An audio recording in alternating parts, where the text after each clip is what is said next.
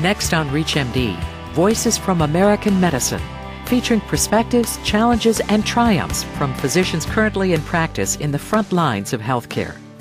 Now here is the host of Voices from American Medicine, ReachMD's CEO, Gary Epstein. There are still millions of people living in rural communities across this nation. The healthcare challenges and needs faced by those in these communities are unique and often go unmet. Joining me on Voices from American Medicine is a doctor who practices as a single provider in a small New England town. Dr. Douglas Gerard has no other practitioner help, no PAs or NPs, as he practices care to over 6,000 inhabitants of New Hartford, Connecticut. And you know what? He wouldn't have it any other way. He enjoys the lifestyle and the balance in a small rural practice. Dr. Gerard, welcome to Voices from American Medicine. My pleasure. It's great to have you. Is it safe if I call you a country doctor? I guess you could say that, yes.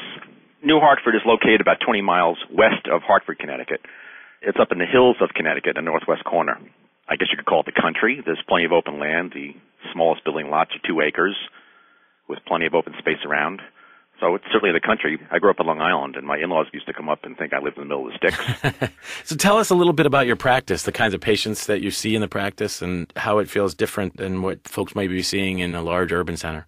I have a very mixed patient population, a lot of white-collar, a lot of blue-collar.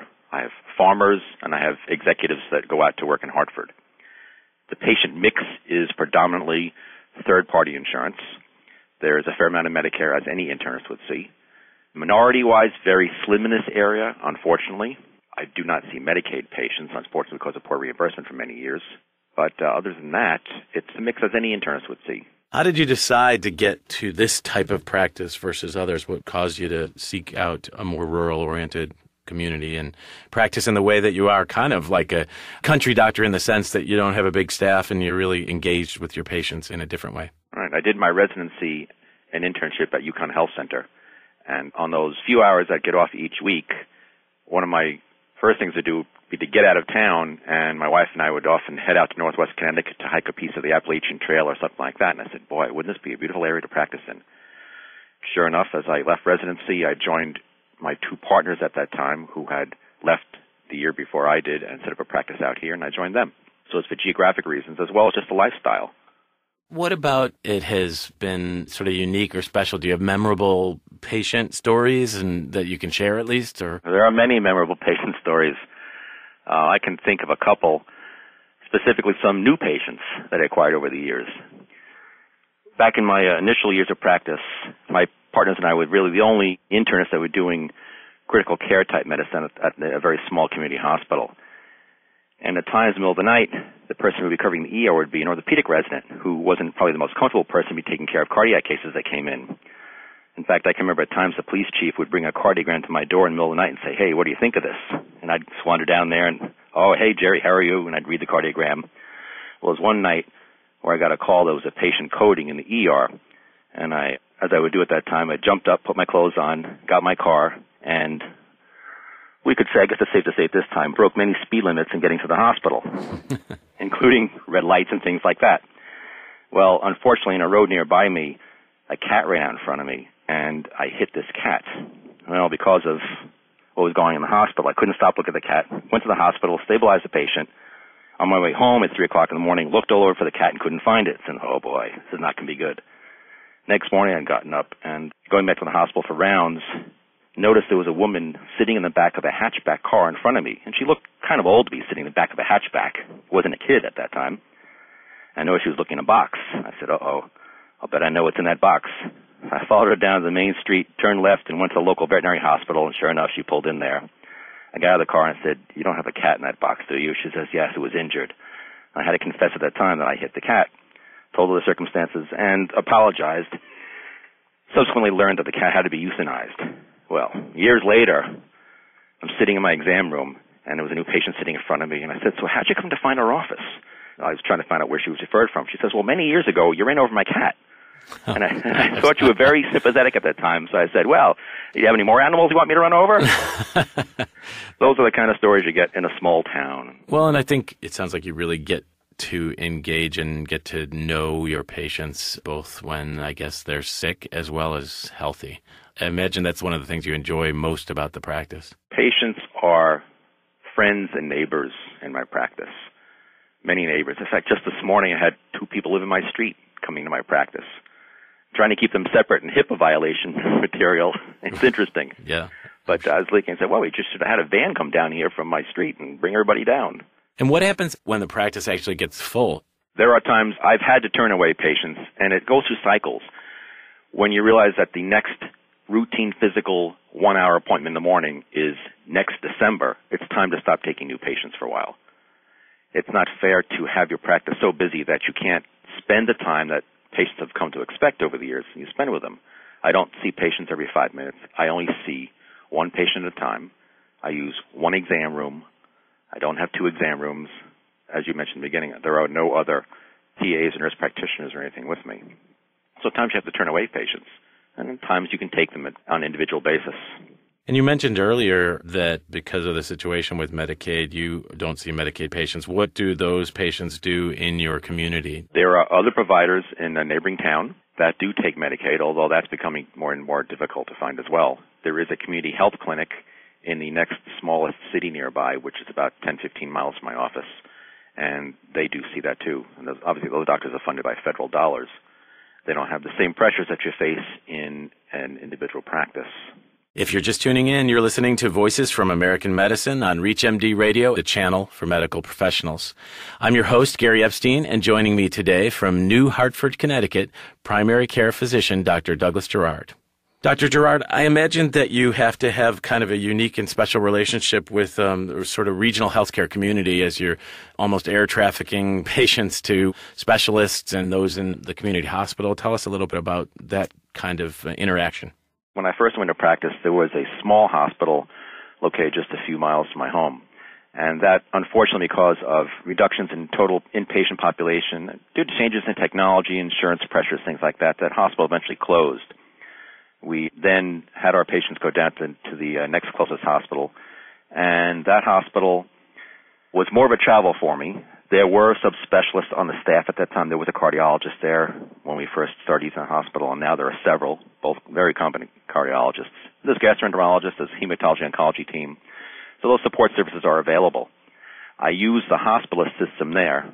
That allows me to spend more time in my office, certainly makes me more productive, and reduces some of the hassles that many other doctors in the area actually found could tend to want to push you out of practice.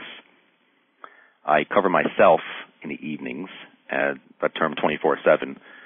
And in fact, the only time I have any other physician cover me is when I'm out of the country or I'm going to be away from the office for several days on end. It's so interesting. I'd love to get your perspective on this trend towards concierge medicine, because in many respects, you are practicing very much like those kinds of doctors, and yet I imagine the way that you charge for services is very different. It's funny you should bring that up, because I just got an invitation last week to go down to a meeting on a hybrid concierge practice model.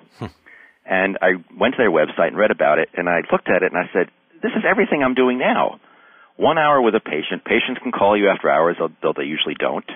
It's only you that they get to speak to. I said, wow, wouldn't it be nice to be reimbursed as a concierge doctor for what I'm doing already? The concierge model, unfortunately, when you take a doctor who has over 2,000 patients, requires you to whittle it down to 500 or 600 patients at max. What happens to those other 1,500 patients that have been my patients for 25 years? They have nowhere to go.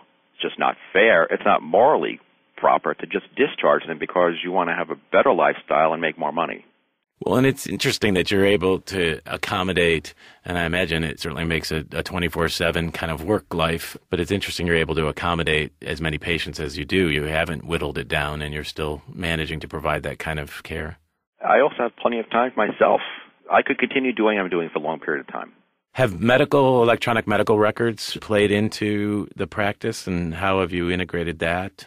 Electronic medical records are not in my practice right now. Certainly, we have been e-prescribing for a couple of years now to avoid any of the penalties associated with not doing so. Probably the major thing that I did in my practice that enabled me to stay in practice was to join a primary care group that comes out of Hartford. They're known as Collins Medical. Back in 1996, when my second of two partners was getting ready to move to Tennessee for a different practice opportunity, I was approached by Collins Medical, which is associated with a large hospital in Hartford, St. Francis Hospital, and at that point became part of their group. They purchased my assets, and I became an employee of them. Our business model has changed over the subsequent couple of years, but at this point, essentially it leaves me as the sole practitioner in my office with 3 part-time employees, and Collins takes care of my accounts payable, receivable, contracting, employee benefits, payroll, all that type of thing. It's an eat-what-you-kill type business model. So if I want to have 10 employees, that's okay. I just won't have anything left over to help pay my mortgage. When you have the kind of practice that you do in serving in the community, I understand you use medical school precepts. Talk a little bit about the role of those. I've kept myself associated with UConn Health Center since that's where I did my internship and residency. As I think at this point they consider me an assistant clinical professor, although I never actually have to really go to the health center. But what I do is I have a medical student who comes and sees me one afternoon per week during their entire academic year. This is a longitudinal program. It starts with their first year in medical school and continues through their third year. They don't have this program in the fourth year since they're doing their clinical rotations. So I have now had a couple of students come through my practice over the past decade, and I now have a first-year student I see on Wednesday afternoons and a third-year student who I see on Thursday afternoons. They come out here, and depending upon their abilities and where they are in terms of what they've learned in physical exam and history taking, see patients along with me. Often they'll see the patient first, and I'll go in the room afterwards and see the patient with them. It certainly cuts down on my productivity, but it increases the enjoyment I get out of practice. It keeps the excitement there. It keeps me on my toes, makes me read and keep up on exam technique, and certainly they benefit from it as well. Absolutely. I imagine you had the opportunity to inspire them to look at a practice similar to yours. And have any gone on to practice in more rural communities? I've tried. Let's see, the first student I had actually did medicine residency for a year and is now in a neurology residency in Manhattan. The second student that I had has now decided to go on to surgery. He was actually a surgeon before in China and came here and had to do his MD all over again. So he decided to continue and stay in the surgical field. I'm trying my best on my next 2 students to see if I can get them to come into primary care medicine. Now, I understand you also play a role in the Litchfield County Medical Association. I know they're the oldest in the country. Tell us a little bit about your role there. Litchfield County Medical Association, as you said, is the oldest in the country. It's a quiet county medical association. Our records go way back. In fact, some of our old historical documents talk about doctors taking horses to get across the county to come to the meeting. It's quiet. I think there's probably a fair amount of interest in our county medical association, but a lot of apathy as well. There are 8 counties in Connecticut, and ours, in our corner as well as the other far northeast corner, both very quiet counties, which is good. I worked my way up to be president simply by default because you work your way up through secretary, treasurer, vice president, and then eventually president. My term ends this year. I will continue first as immediate past president. I also hold a counselor position at the Connecticut State Medical Society, which is similar to a board of directors position. It's a leadership position. There are 2 counselors from each county appointed to the counselorship, and we help steer the County Medical Association along its way. Dr. Gerard, we have a huge following among medical students and residents on the channel.